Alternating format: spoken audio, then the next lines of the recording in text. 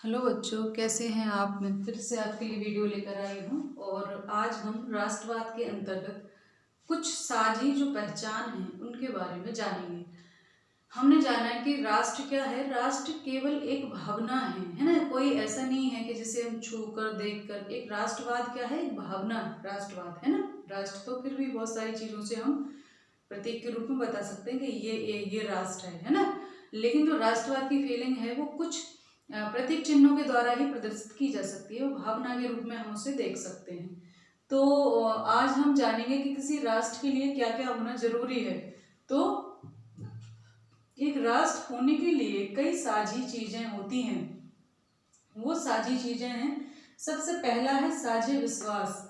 यानी एक राष्ट्र के अंतर्गत जो अपने आप को एक राष्ट्र समझते हैं, एक राष्ट्र के नागरिक समझते हैं, उनके अंदर साझे विश्वास होते हैं।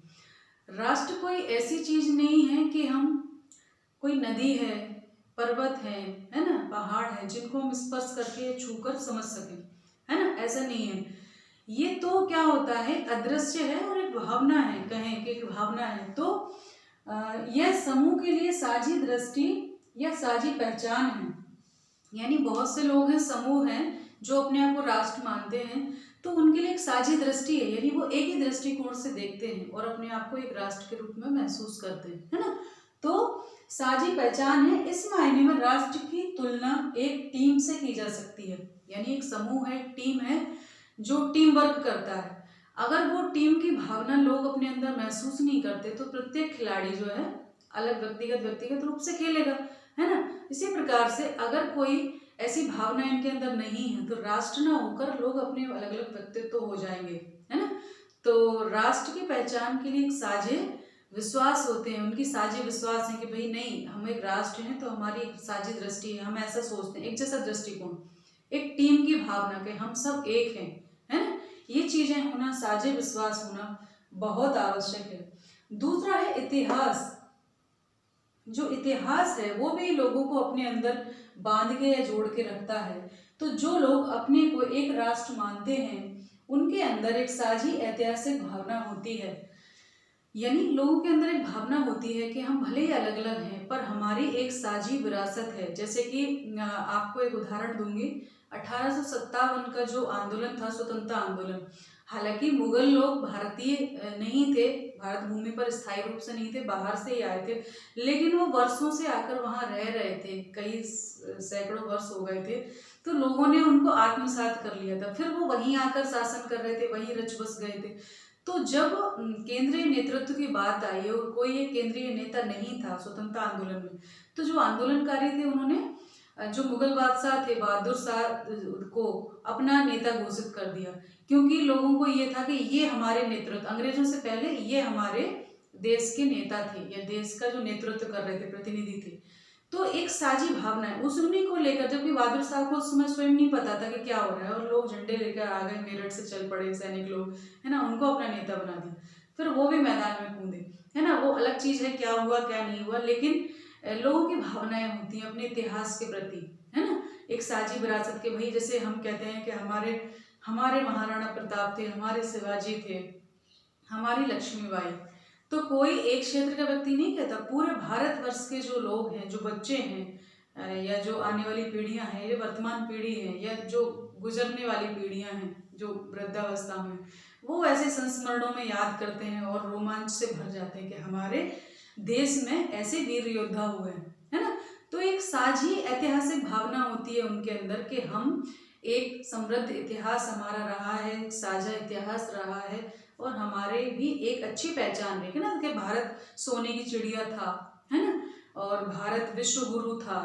तो ऐसी हमारा एक समृद्ध इतिहास, ये जो फीलिंग है वो लोगों के अंदर एक राष्ट्रवाद की भावना पैदा करती है कि आज हम यहाँ हैं, हम कभी विश्व गुरु थे। तो प्रेरित करते हैं कि हम फिर से उसी पथ पर बने कि विश्व में फिर से नेतृत्व प्रदान करें, है ना, फिर से भारत को विश्व पटल पर ले रहे हैं। तो ऐसी भावनाएं अंदर जाती हैं। अगर हमें अपने इतिहास के बारे में क्यों पढ़ाया जाता है, क्योंकि अगर इतिहास नहीं पता होगा तो फिर आप वर्तमान और भविष्य की राह कैसे दिखाएंगे। पीछे ही तो देखना पड़ता है कि ऐसी परिस्थिति आई थी तब क्या किया था, है ना। जब कभी हम अपनी दैनिक जीवन में फंस जाते हैं तो अपने माता पिता से ही तो राह पाते हैं कि ऐसा है तो अब क्या करें। तो वो अपने अनुभवों के द्वारा बताते हैं कि ऐसे समय में हमने ये किया था। तो वो अगर आप करेंगे तो थोड़ा सा वो कुछ अपनी परिस्थिति अनुसार और राह निकल आती, इसीलिए इतिहास पढ़ाया जाता है।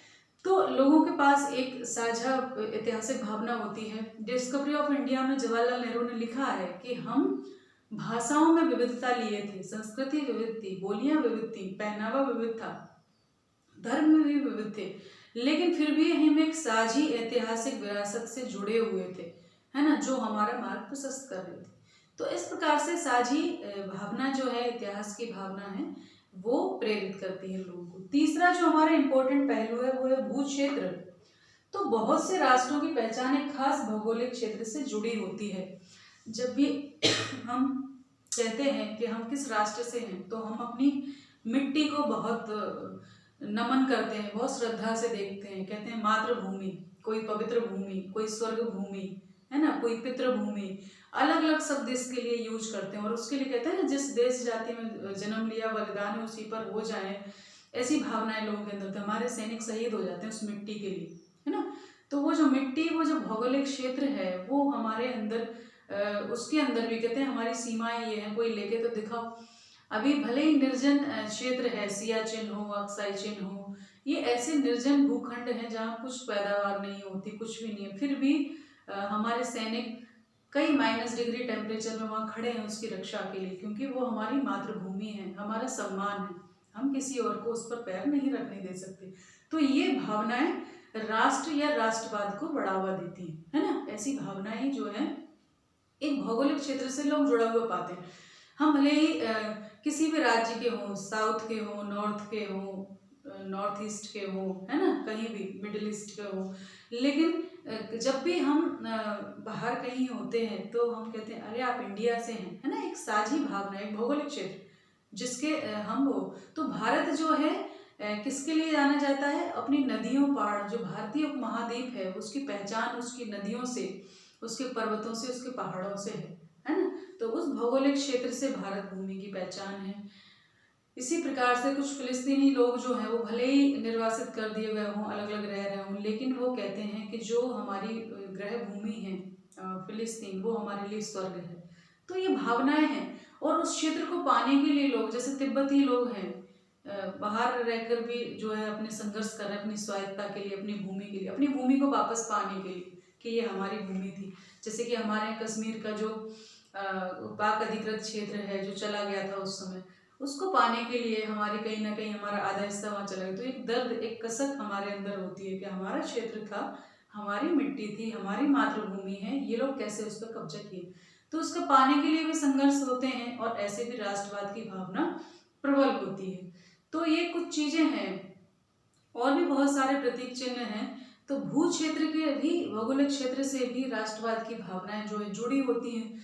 लोग गहरे से जुड़े होते हैं अपनी मिट्टी से, है ना, अपनी मातृभूमि से, और उसके लिए कुछ भी कर गुजरने के लिए तैयार होते हैं। और जब बात आती है आन शान की, तो जब युद्ध जैसी स्थिति होती है या बाहरी आक्रमण की होती है, तो समस्त हिंदुस्तान एक हो जाता है। हम स्वतंत्रता आंदोलन के समय में देख चुके हैं कितनी भाषा भाषी, कितनी धर्म, कितनी संस्कृति, कितनी बोलियां, कितनी विविधताएं हमारे खान पान में, फिर भी भारतीय लोग सब एक हो जाते हैं, है ना। उस समय सब भूलकर सब ने कंधे से कंधा मिलाकर अपने भारत को स्वतंत्र कराने के लिए जी जान लगाया, कई कुर्बानियां दी। उस समय किसी ने नहीं देखा जो रक्त बह रहा था वो किस धर्म का था, किस जाति का था, किस संप्रदाय का था। सभी ने भारतीय होने के नाते अपनी भारत भूमि को स्वतंत्र कराने के लिए संघर्ष किया था। और आज भी जो सीमा पर कितने सारे लोग शहीद होते हैं, वो सिर्फ नौकरी के लिए नहीं होते, अपनी भावनाएं उनकी उस देश के लिए है ना, चंद पैसों के लिए नहीं होते। पैसे तो और भी चीज़ों से कमाए जा सकते हैं, लेकिन जो प्रबल भावनाएं होती हैं राष्ट्रवाद की, कि ये हम अपने राष्ट्र की रक्षा में अपने प्राणों की आहुति भी दे देते हैं, और देते हैं, तभी ये राष्ट्र सुरक्षित है, या बाकी के लोग भी अपने राष्ट्र के लिए उतने ही प्रतिबद्ध होते हैं। तो ये 3 चीजें हमने पढ़ी, और भी साझी बहुत सारी पहचानें हैं जिसके कारण एक राष्ट्र का निर्माण होता है या राष्ट्रवाद की भावना का निर्माण होता है। तो आज के लिए इतना ही। अगले वीडियो में हम इसको और आगे बढ़ाएंगे। उम्मीद करती हूँ आपकी जो अवधारणा है उसको विकसित करने में मदद मिल रही होगी। तो ध्यान रखिए, पढ़ाई करते रहिए। मैं आपके साथ हूँ। नमस्ते सभी को, धन्यवाद।